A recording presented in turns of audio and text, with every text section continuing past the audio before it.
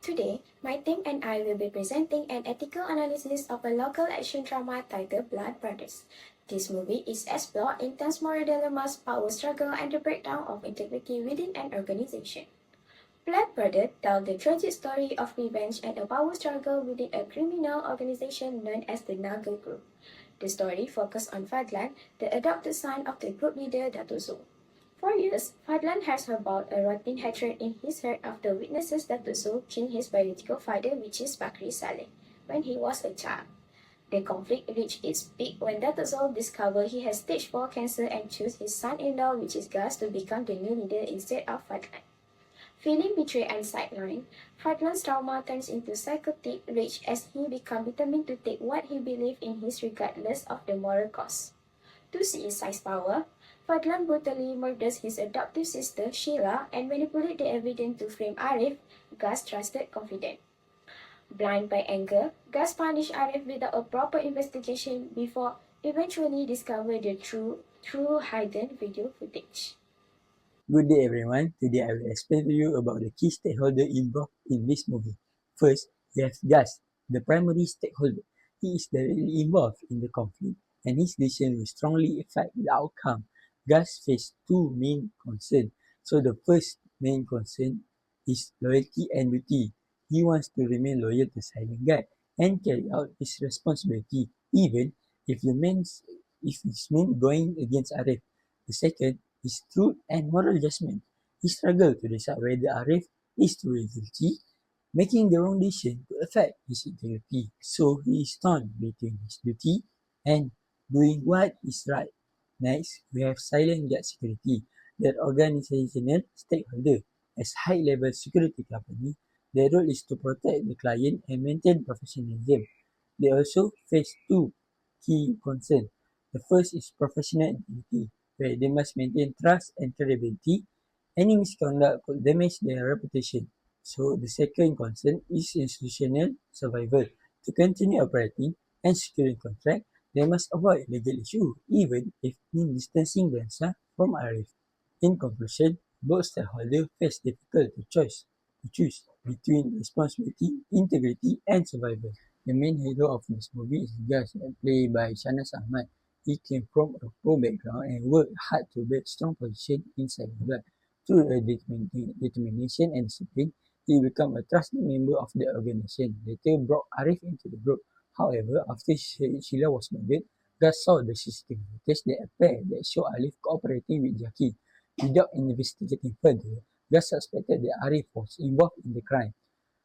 Gus faced the ethical dilemma whether he should remain rational by investigate this situation carefully, communicate directly with Arif before making accusation, or allow suspicions towards Arif and let his personal emotion to control his decision after Sheila murders. Next, we move to the villain. Fadlan, that was played by Shukri Yahya, was raised by Datuk Zul and as adopted son after Datuk Zul was killed his biological father, Bakri Saleh, for betrayal. Although Datuk Zul took care of him, Fadlan still felt hurt and dissatisfied because he believed he was never fully accepted as true son. His judgment grew stronger and Datuk Zul chose Gus, an outsider, to become the leader instead of him.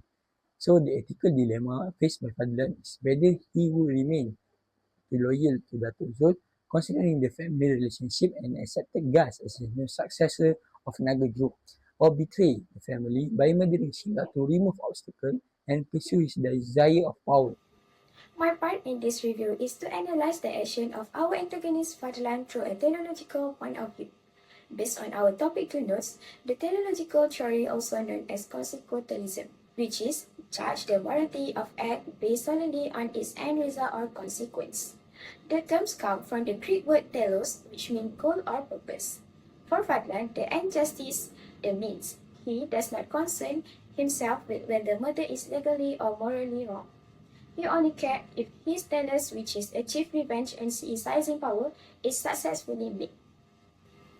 Fadlan's most heinous act is the murder of his own adoptive sister Sheila. Why would he do such a thing? This is a clear manifestation of ethical egoism. In this journey, an individual acts primarily to maximize their own self-interest. Fadlan carries a deep-rooted trauma from his childhood Having witnesses his father Bakri Saleh being executed by Datuk Zul. When Datuk Zul appointed Gus as the Naga leader instead of him, Fadlan's resentment exploded. He performed a distorted cost-benefit analysis, which is the cost is Sheila life and his family ties, and the benefit is hurt Datuk Zul at his weak moment, destroy Gus' happiness, and clearing his path to power. Fadlan tried to justify this murder to Datuk Zul by claiming he was taking responsible for the business because Datuk Zul had a stage 4 cancer. However, ethically speaking, this was merely a mask to hide his own ego's desire and thirst for revenge. As the story progresses, Fadlan becomes psycho, attacks the police, his own allies like Ayamos, and anyone in his way. From a moral reasoning perspective, he has completely lost his ethical compass. He prioritized only one stakeholder, which is himself. Fadlan disregarded the right of external stakeholder, which is the police and society, and the internal stakeholders, which is his loyal followers. From a professional identity standpoint, Fadlan failed to show any integrity. He proved that methodological thinking is driven by extreme egos and trauma. It doesn't just destroy the individual, but it collapses the entire integrity of the organization he wished to lead. In conclusion, Fadlan views violence as a necessary tool to achieve his goal. However, his actions are fundamentally wrong because they violate the principle of universal good and justice. Next, I will discuss the concept of deontological ethics and how it can be used to evaluate the actions of a hero based on duty and moral principles. To begin with, let us first understand what deontological ethics is and the main idea behind this theory. Deontological ethics is an ethical theory that determines whether an action is right or wrong based on duty and rules. This means that a person should act according to moral obligations, not based on what result they will get in the end. Second, it emphasizes that actions must always follow moral principles and obligations regardless of the outcome. Even if the consequences are negative, the action is still considered right as long as it follows the correct rules. Third, the theory also focuses on the intention or motivation behind an action rather than its consequences. In other words, what matters most is why a person does something, not what happens thereafter. An action is considered ethical if it complies with rules, laws, and duties. So, as long as someone follows the correct moral guidelines, their action is seen as right. Finally, deontological ethics teach that people should always be treated with respect and should never be used for the personal gain. Now, let's move on to the action taken by the hero based on the deontological perspective, focusing on how his decision reflect duty, morals, and ethical principles. So, the first action taken by the hero, which is loyalty to his brothers. In this scene, Gus chooses to stand by his group and remain loyal to his brothers, even when they are involved in dangerous or problematic situations that could negatively affect him. This shows that he prioritizes loyalty even when the situation is risky or challenging. He does not abandon his group because he feels a strong responsibility toward them. From a deontological point of view, this action reflects a strong sense of duty and moral obligations. Deontological ethics emphasize the importance of fulfilling responsibilities such as loyalty and commitment. Gus believes that staying loyal is the right thing to do, regardless of the consequences he might face. So this action is considered ethical because Gus is acting according to his noble duty, not based on the outcome. Next, let's look at another important actions, which involve breaking rules for what may seem like a good reason. In several moments, Gus shows hesitation and internal conflict before engaging in violent or harmful actions. This shows that he is not completely comfortable with such behavior. His hesitation indicates that he is aware that this action may go against moral rules. Even though he may have reason, he still struggles with the decision. From the theological perspective, this reflects a strong sense of duty and moral awareness. He understands that rules and moral principles are important, and he does not ignore them easily. His internal conflict shows that he is trying to balance his responsibility with what he believes is right. Therefore, the action is also considered ethical because Gus is still guided by his moral duty and values, even it is difficult. When we talk about the golden rule, it reminds us to treat others the way we want to be treated, with fairness, empathy, and respect. In the story of Fadlan, this principle becomes very important because his actions clearly go against it. If I was in the villain's shoes, specifically Fadlan, I would choose a different split guided by the golden rule. First, I will prove my word through the loyalty and not violence. Gaining power through the fierce only destroys trust, and deep down, no one wants to be fierce in states of respect.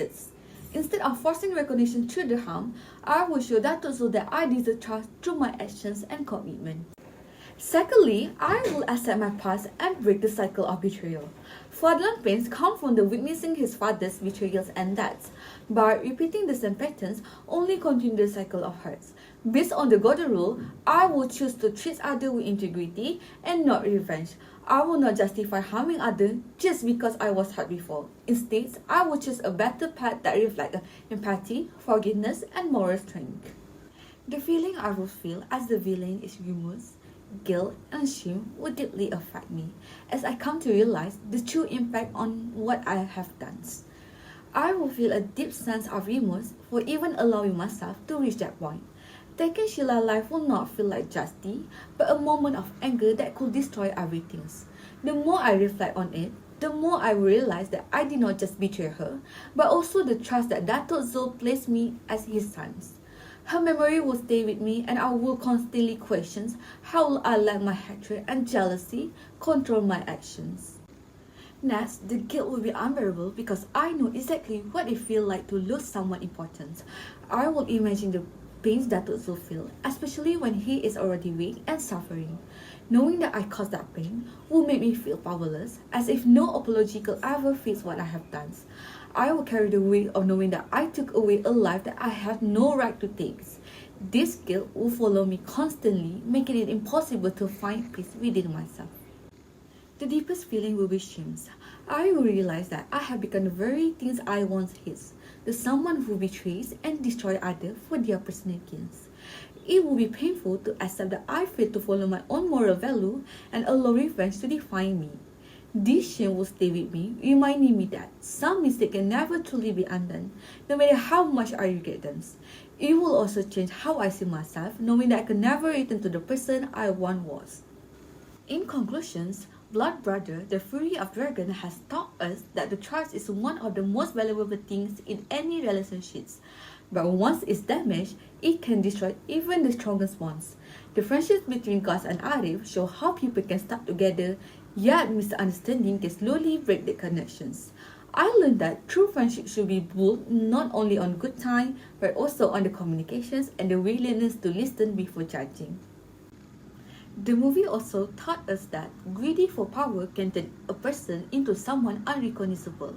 Fadlan's action shows that when someone allows anger to control their heart, innocent people will suffer, no matter how painful our past is. Choosing violence and betrayal will never bring peace. Instead, it only creates more pain for everyone involved. Most importantly, this movie reminds me that every decision has a consequences. Acting based on emotion, assumption, or selfish desires can ruin life and relationships. We must always think carefully, seek the truth, and choose what is right even when it is difficult. To me, Blood Brother, The Fury of Dragon is more than an action film. It is a reminder that being good is far more powerful than hatred.